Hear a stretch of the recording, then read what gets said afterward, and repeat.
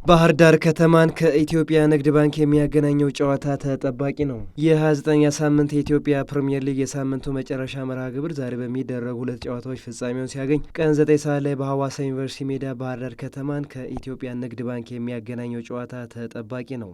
ባህር ዳር ከተማ የዛሬውን ጨዋታ ማሸነፍ ከመሪ ኢትዮጵያ መድን ጋር ያለውን የነጥብ ልዩነት ወደ 8 ዝቅ ማድረግ ያስችለዋል። ኢትዮጵያ ንግድ ባንክ በአንጻሩ ከተከታታይ አቻዎች በኋላ ከ3 ነጥብ ጋር ለመታረቅና ደረጃውን ለማሻሻል ይህን ጨዋታ ማሸነፍ ፋይዳው የላቀ በመሆኑ ጨዋታው ብርቱ የመሸናነፍ ፉክክርና ማራኪ የሜዳ ላይ እንቅስቃሴ ያስመለከታል ተብሎ ይጠበቃል።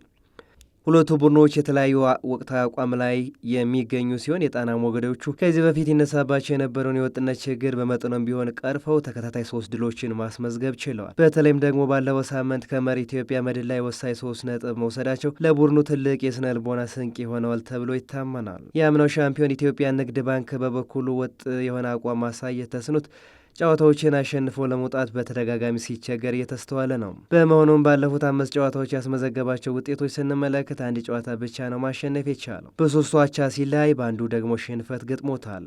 ይህም ቡድኑ ደካማ አፈጻጸም እንዳለው ትልቅ ማሳያ ነው። የ29ኛ ሳምንት ማሳረጊያ ጨዋታዎች አመሻሽ 12 ሰዓት ላይ በመቻልና በስሁል ሽረ መካከል ሲደረግ ጦሩ ከቅርብ ጊዜያት ወዲህ መሻሻሎችን ማሳየት የቻለ ሲሆን ባለፉት 5 ጨዋታዎችም አንድ ሽንፈት አልገጠመውም። ይህም በመሆኑ ከ3 ነጥብ ጋር ከተገናኘ 9 ጨዋታዎችን ላስቆጠረው ለዛሬ ተጋጣሚ ስሁል ሽረ ከባድ ፈተና ይሆንበታል ተብሎም ይታመናል።